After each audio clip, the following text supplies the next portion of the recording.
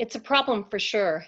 You can see whoever installed it basically just cut into the line. They did a really sloppy job.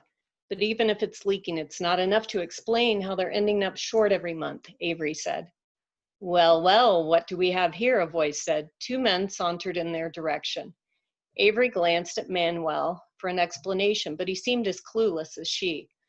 Both men wore tailored dress shirts, untucked and opened at the collar, mirrored aviators, GQ all the way. The taller of the two men paused at the top of the berm, peering down at them. Bruce lingered behind, barely inside the gate. The smaller man continued over the berm in their direction. Even from this distance, he struck her as pampered. His lower lip jutted out defiantly as he approached. Hector! His tone was a scolding taunt.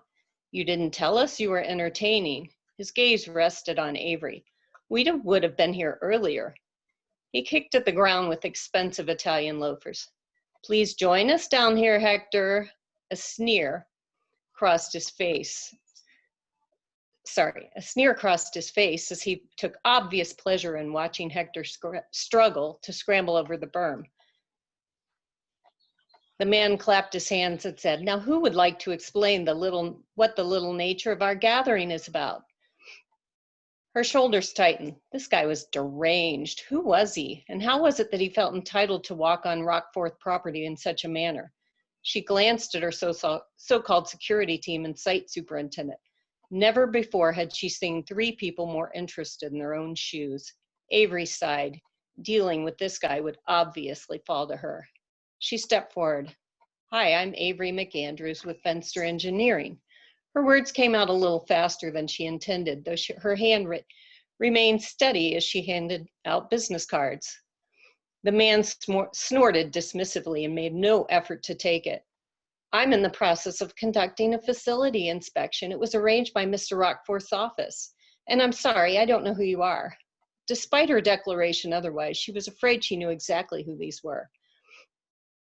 Their tailored clothes and expensive haircuts made her think of Bruce's words, drug lords. She shifted her attention to the tall man, broad-shouldered and nothing like his fidgety partner. He stood with his arms crossed and a lizard boot resting on an overturned bucket. Even through his sunglasses, she felt his gaze calm and controlled. Irrationally, she felt a tinge of disappointment in his career choice. He was easily the best-looking man she'd ever seen.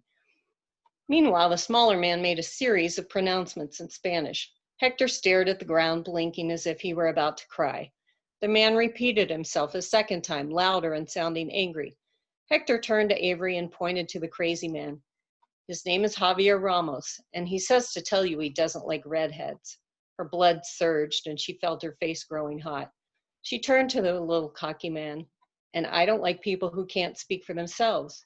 Is the name Javier Ramos supposed to mean something? For a second, no one moved. She held her breath, wishing she could take it back. But she never could shut her mouth when she was angry. Her eyes shifted to Javier's partner.